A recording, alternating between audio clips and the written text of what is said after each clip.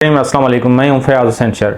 आज बात करते हैं लोकल गवर्नमेंट में। लोकल गवर्नमेंट में अरबों रुपए की करप्शन हुई है और आपने देखा होगा कि आपके जो टाउन चेयरमैन है या यूसी चेयरमैन है या डिस्ट्रिक्ट मेयर जो चेयरमैन हैं, उन्होंने क्या किया है। आप जो आपके मेगा सिटी के जो मेयर हैं कराची के मुर्तज़ा साहब ने क्या किया है। आप रोज़ देख रहे हैं कि रिबन काटे जाते हैं, अरबों रुपए के जो टेंडर पास होते हैं, वो पैसे लगते कहाँ हैं। कराची सबसे बड़ा सिटी है पाकिस्तान का और यहाँ पे 72% जो है वो रेवेन्यू जनरेट करता है, उसको मिलता क्या है। तो ये एक बात कनेक्शन होगी सूबों के इशू पे। गौर से सुनिएगा कि सूबों का इशू क्यों बन गया है और उस पर क्यों बात हो रही है। दो मेरे एनालिसिस हैं। एक एनालिसिस तो ये है कि सिंधी और महाजरों में यूनिटी बहुत ज़्यादा नज़र आ रही थी, उनमें इत्तेहाद और मतलब भाइयों जैसे उनके जो किरदार था, एक चीज़ नज़र आ रही थी। कुछ ताकतों को वो चीज़ें अच्छी नहीं लगी। उन्होंने सोचा कि ये जो भाइयों वाला रूप है, इस पर शायद डिवीजन हो, कुछ ताकतों का ख्याल हो कि यूनिटी अच्छी नहीं है। लेकिन आपने देखा होगा दूसरा रीज़न ये भी है, मैं इसको हो सकता है मैं गलत भी हूँ। दूसरा रीज़न ये है, इसका दूसरा मेरा एनालिसिस ये है कि मुर्तज़ा साहब ने पीपल्स पार्टी के बैग में खंजर घुसाया है। वो कैसा खंजर घुसाया है कि अरबों रुपए की करप्शन की। ना इस बंदे ने कोई परफॉर्मेंस की। आप देखें कराची में टूटी हुई सड़कें देखें, ड्रेनेज देखें, पूरे हर जगह आपको खड्डे नजर आएंगे। कोई भी प्रोजेक्ट ये पूरा नहीं कर सकते।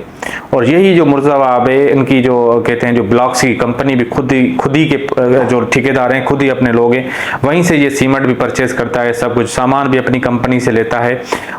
हो सकता है इस पे एलिगेशन है, मैं इसे कंफर्म नहीं कह सकता।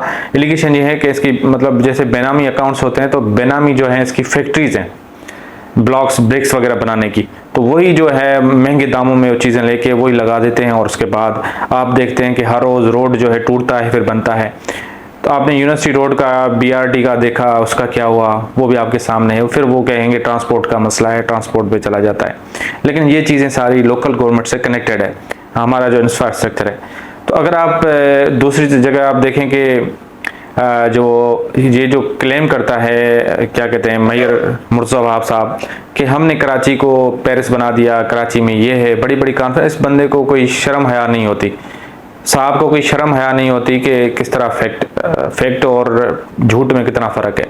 आप देखिएगा कि ये हर रोज़ आपको आप देखते हैं कभी बच्चे जो हैं गटर में गिर के मर जाते हैं, कभी क्या हो जाता है, कभी ऐसी सड़कों टूटी हुई सड़कों पे कोई ना कोई माजूर हो जाता है, किसी की टांग टूट जाती है, जो पूरे घर का सहारा होता है, वो सहारा जो है उसकी टांग टूट जाए तो अगर बंदा माजूर हो जाए तो वो क्या मतलब कमाएगा, क्या खिलाएगा।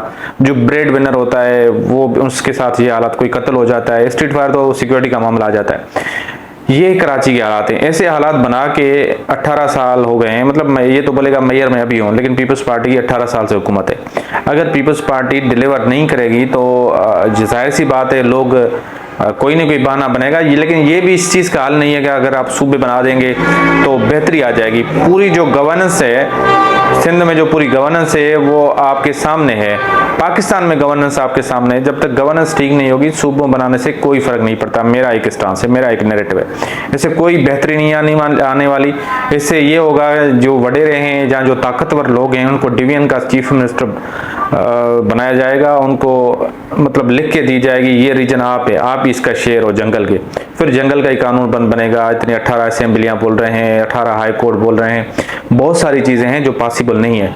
मैं एक न्यूट्रल होकर बात कर रहा हूँ। मैं ये बात नहीं कर रहा कि सिंधी उर्दू स्पीकिंग का मसला है। प्रैक्टिकली ये चीज़ें नहीं होंगी, इससे ब्लड शेड हो सकता है मेरे ख्याल में। मेरा एक अंदाज़ा है कि इससे लोग जिस तरह नफरत फैला रहे हैं, अगर कोई भी चिंगारी चली गई, कहीं भी एक इवेंट हो गया, उसको कंट्रोल करना बहुत ही मुश्किल होगा। पता नहीं क्या होगा, मुल्क का क्या बनेगा, हमारे पाकिस्तान का क्या बनेगा, किस तरह की सूरत हाल, क्या सिंध में बलूचिस्तान वाली सूरत हाल बन जाएगी। ऐसी चीज़ों से गुरेज करें। ऐसे लेबॉर्ट्रीज में जो एक्सपीरियंस होते हैं, एक्सपेरिमेंट होते हैं, उन चीज़ों से गुरेज करें। आप अकाउंटेबिलिटी लेके आएँ, आप नेब और एंटी करप्शन को एक्टिव करें, करप्शन खत्म करें, करप्शन पे जीरो टॉलरेंस लेके आएँ, लोगों को डिलीवर करें। हेल्थ में क्या है, एजुकेशन में क्या है, सब सारी चीज़ें हैं। लेकिन अगर आप यूसी चेयरमैन पे जाएं, यूसी टाउन चेयरमैन पे, उनका जीरो, आपकी कोई ऐसा इदारा है जो उनकी अकाउंटेबिलिटी करे? कितने कितने लोगों की अकाउंटेबिलिटी हुई है।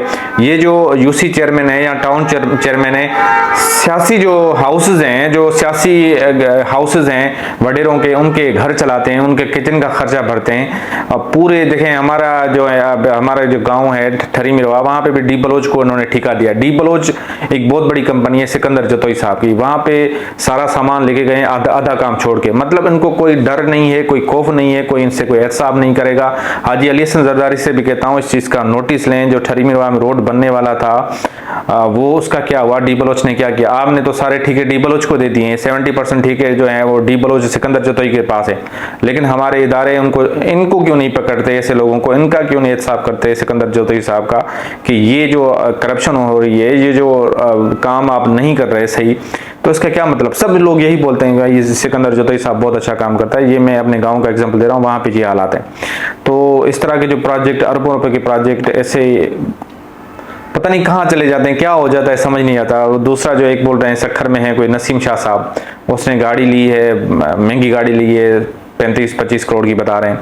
लेकिन उस बंदे को अगर आप देखें, उसी वही है शायद, आई थिंक नसीम शाह, जो हमारे जो है गांव में सीगस में 72 करोड़ की ब्रिज बननी थी, उसने सिर्फ 1 करोड़ का काम कराया और काम बंद करके चला गया। उसका किसी ने भी हिसाब नहीं किया कि 71 करोड़ कहाँ गए।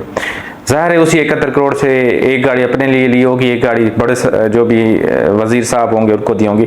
नासिर शाह साहब की क्या परफॉर्मेंस है लोकल गवर्नमेंट में, अगर आप चले जाएं तो उसने क्या किया है, कहाँ सफाई है, गंदगी। हैदराबाद आप जाएं, इतना बेकार सिटी बना दिया है इन्होंने हैदराबाद। आपकी जो गाड़ियों के सस्पेंशन है हर 2 महीने खराब होंगे, कितनी भी अच्छी गाड़ी हो। मैं कहता हूँ, आपको चैलेंज करता हूँ, प्राडो भी लेके जाएं फिर भी आपको खड़े फील होंगे, कितनी भी आपकी बड़ी गाड़ी है। और इतने बेकार टूटे हुए गटर खुले हुए हैं, बड़े बड़े बंगले हैं लोगों के, 25-25 करोड़ की जो घर लोगों ने लिए हैं, अच्छी अच्छी सोसाइटीज़ हैं। वहाँ चले जाएं, लंदन टाउन में चले जाएं, डिफेंस जो भी है सदर के एरिया जो हैदराबाद का, वहाँ पे ये हालात हैं। तो हैदराबाद, शर्जील नाम मेमन साहब यही कह रहे थे कि मुझे कोई रोड दिखा दें। मैं कहता हूँ आप मेरे साथ हैदराबाद चलें, आपको पता लग जाएगा कि आपको लगेगा कोई कहते हैं कहीं को जो गाड़ियों को जो खड्डे को चेक करने के लिए कोई रोड बनाते हैं ना कि इसके सस्पेंशन कैसे हैं, तो वहाँ पे सारे जो है इस तरह के रोड नज़र आएंगे आपको, कि पूरा सिस्टम जो है आपको कोलैप्स नज़र आएगा। इसी वजह से अगर सूबों की बात होती है तो इनकी पीपल्स पार्टी की नाअहली, पीपल्स पार्टी के मिनिस्टरों की नाअहली, बेड गवर्नेंस, एक ये भी बहुत बड़ा रीज़न है कि ये लोगों को डिलीवर क्यों नहीं करे। पंजाब में देखें, पंजाब में कंपेयर करें, वहाँ सड़कें बनी हुई हैं, रोड्स बने हुए हैं, सब कुछ है।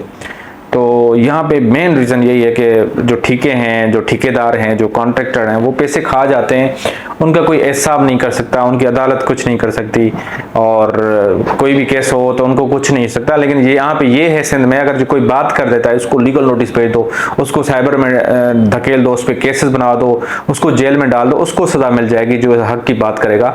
लेकिन जो करप्शन अरबों रुपए की करेगा उसको कोई पूछने वाला नहीं है। अगर वीडियो पसंद आई है तो चैनल को सब्सक्राइब करें, और जो है इसको मेरे पेज को भी फॉलो करें स्पेशली, और वीडियो को लाजमी शेयर करें, और कमेंट में बताएं कि लोकल गवर्नमेंट जो हमारे आपके नाजिम जो हैं, आपके जो चेयरमैन है, टाउन चेयरमैन है, यूसी चेयरमैन, उसने कितना काम किया है, और उसकी जो है उसका नाम मेंशन करें, जिसने काम नहीं किया उसकी पिक्चर भी आप डालें।